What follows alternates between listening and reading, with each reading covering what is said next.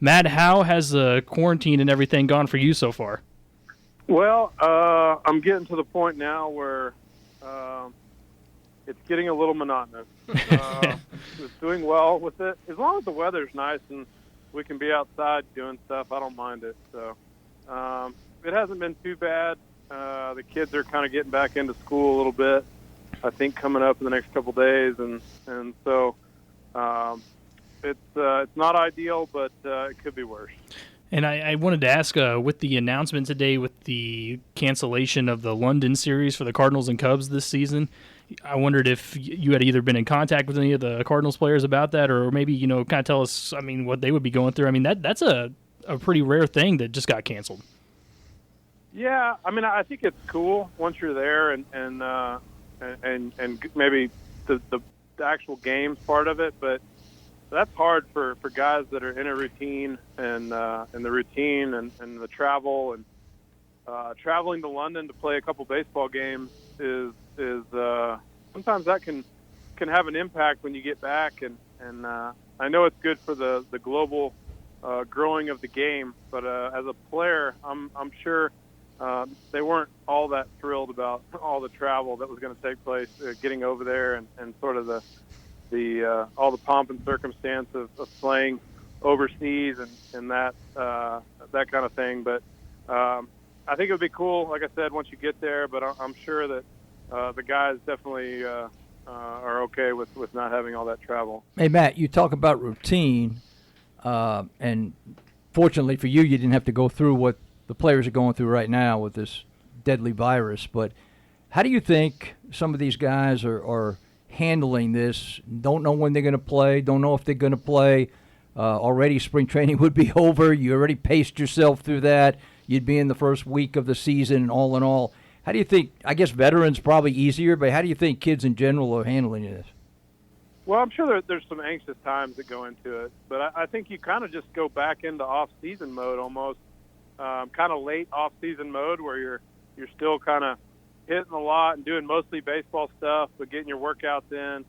I think that they probably, or most of them are at home. I think some have stayed near their spring training location where it's probably a little easier to get their work in as far as all their baseball stuff and finding some weight training and some of the running things to do. But I think most guys are probably settling back into a workout schedule that they're accustomed to in the off season. And I would think the pitchers probably would have the hardest time of finding a catcher and finding opportunities to throw off the mound to kind of try to keep their arm in shape and kind of try to figure out how many throws when you have never had anything like this and there's sort of no real end in sight and not sure when you're going to need to throw live pitches to batters. I'm sure it's a lot more tricky for pitchers at this point, trying to keep their arm in shape and how much they need to try to throw or not throw or how much off the mound or all of that to me is probably uncharted territory with teams trying to figure out what's best for pitchers' arms. But position players, it's probably pretty easy. You just settle back into hitting in the cage and doing your drills and running and trying to maintain the strength that you've built up.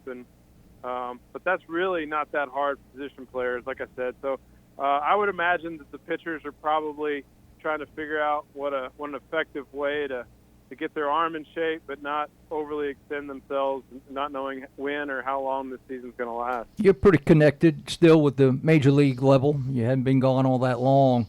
What are you hearing in just general conversation with some of your former teammates that is this thing going to get going this year or are we going to have to wait till July? What are you hearing? Yeah, I think it's pretty kind of day to day, just like a lot of the country on not knowing how this is going to kind of peak out and hopefully, it kind of plateaus and starts heading in the other direction soon. And there will be some sort of season.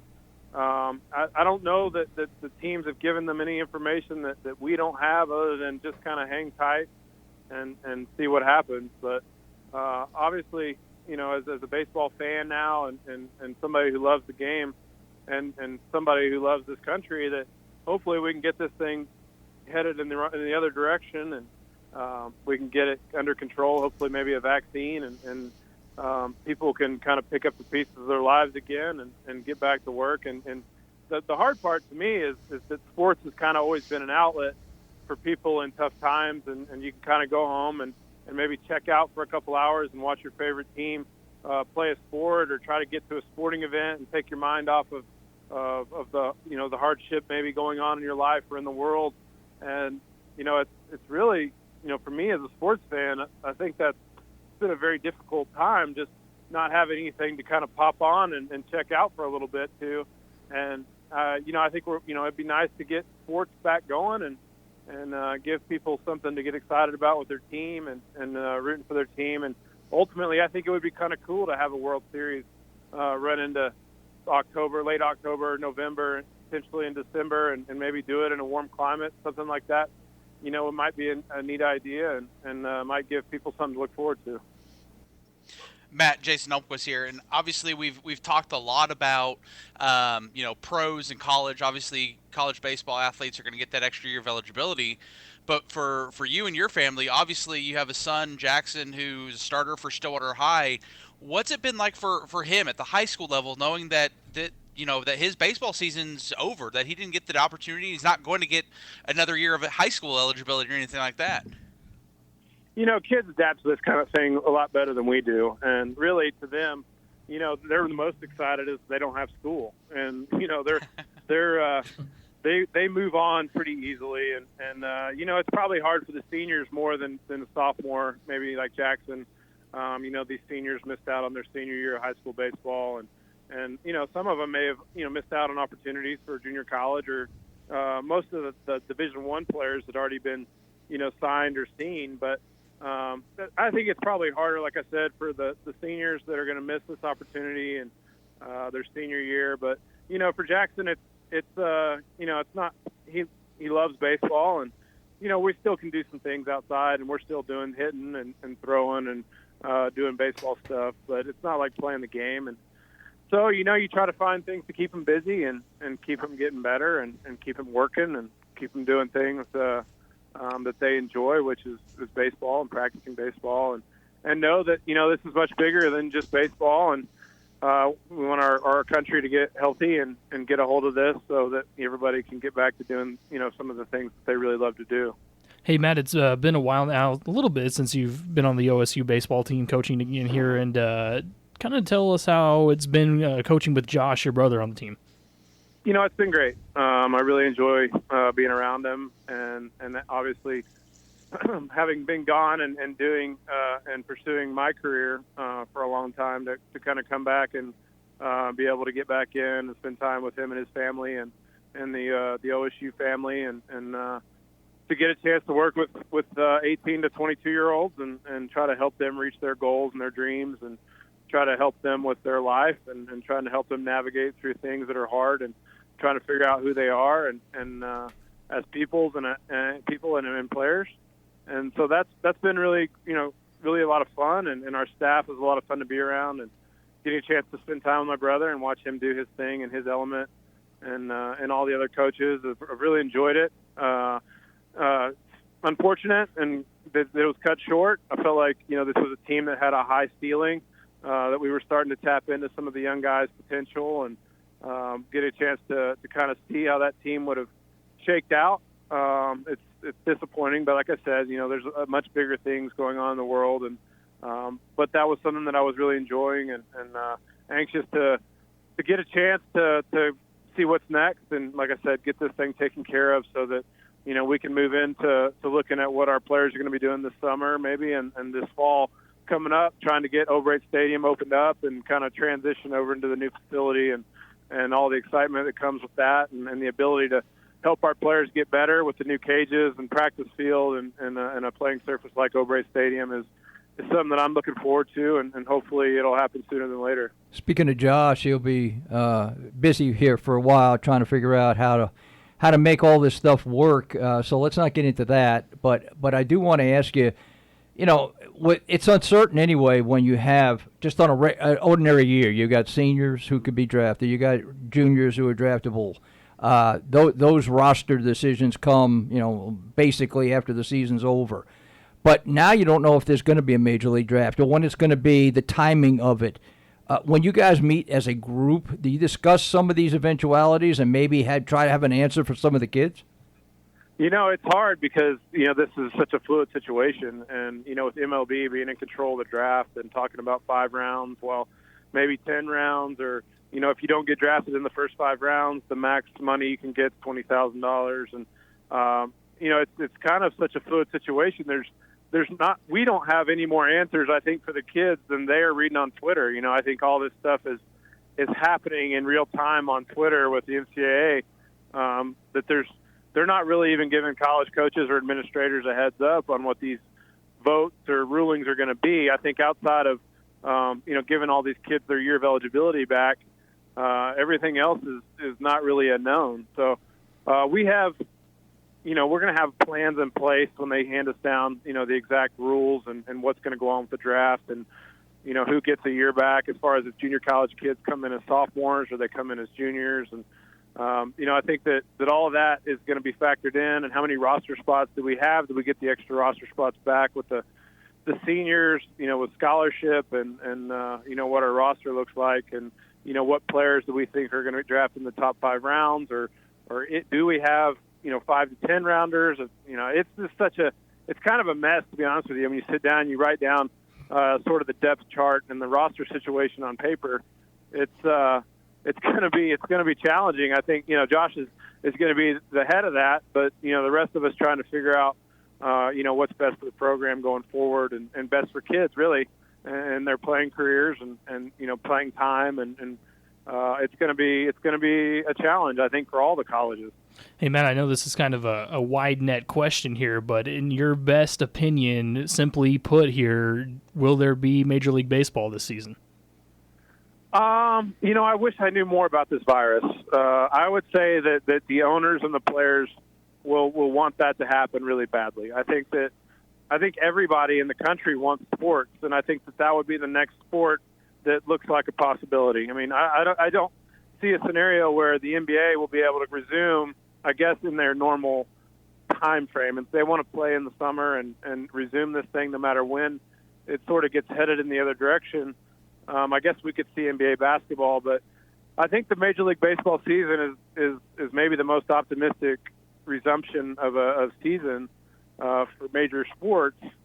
So I would think that, yes, they would try to have some sort of season, in case that they do get this under control in the next 6 weeks, 8 weeks, whatever that looks like, where they sort of give the all clear for people to be in gatherings and to go to a game and to feel like you're safe. So it'd be hard for me to say one way or the other. I'll say optimistically I hope so, and that I think at some point we'll have some resemblance of a major league season.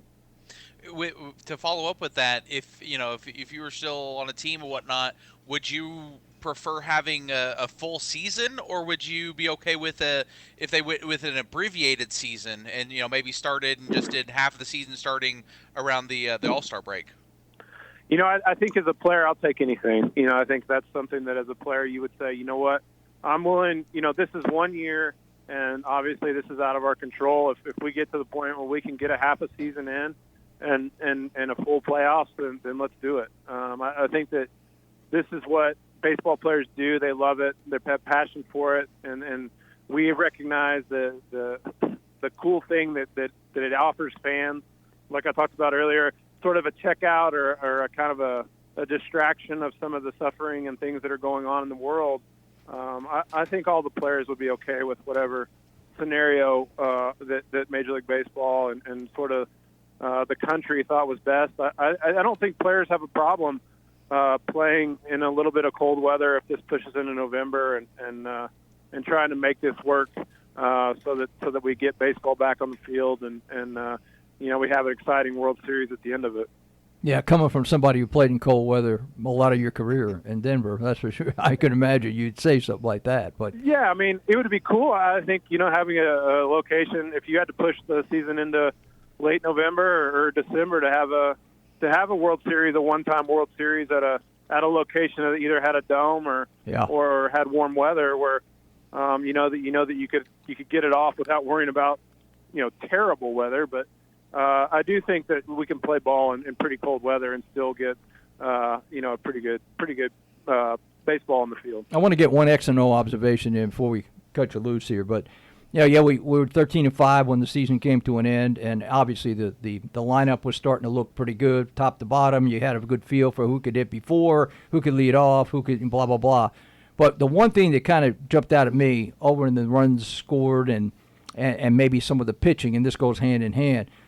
I want to say we had something like 10 errors in the first 4 games, and that might have been because we hadn't been outside, quite frankly.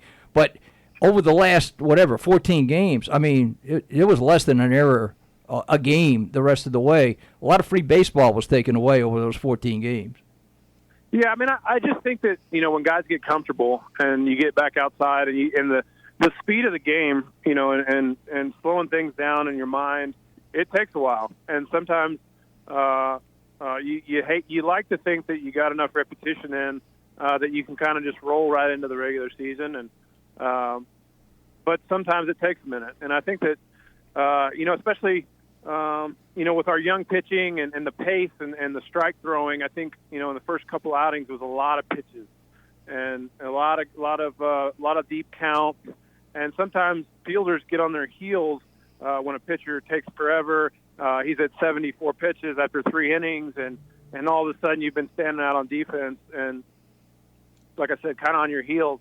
I think that definitely disrupts rhythm of total team defense.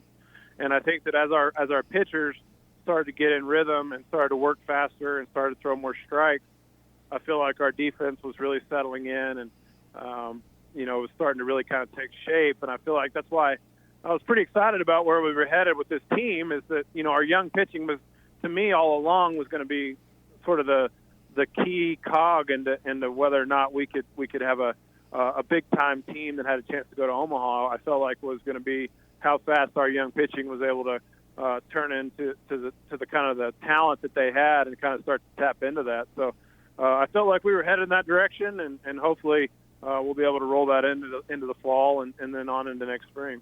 Hey, Matt, we'll end it with this. And as a Cardinals fan, I got to ask: is Wainwright and Yachty are they ever going to retire?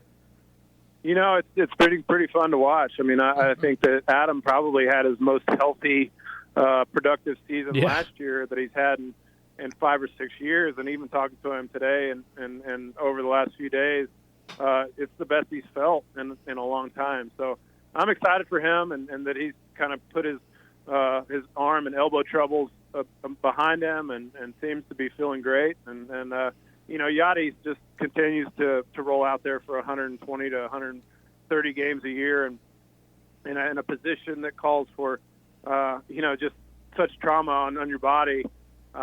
He's fun to watch and continues to, I think people don't understand quite the role and the impact that he has behind the scenes. Really, he's still playing at a high level, but his knowledge and his ability to handle a pitching staff and to sort of ease the burden of everyone else around him is something that maybe goes unappreciated or unknown. That someday they're really going to miss. But right now he continues to go and do his thing. And 2 of my close friends and people that, I still love to watch, Adam Wainwright throwing a game to Yachty Molina, and knowing them, it's extra special to me about all the time put in just for that one start. And they sit down and watch video together and break down how they're going to try to attack guys and execute a game plan. To me is still some of the best kind of behind-the-scenes baseball and stuff that you watch, the ins and outs and how they attack hitters is pretty awesome. Yeah, absolutely. Well, Matt, thanks for joining us, giving us some of your time here on the Afternoon Sports Drive, and stay safe out there, man. All right, guys. Thanks for talking. Thank you.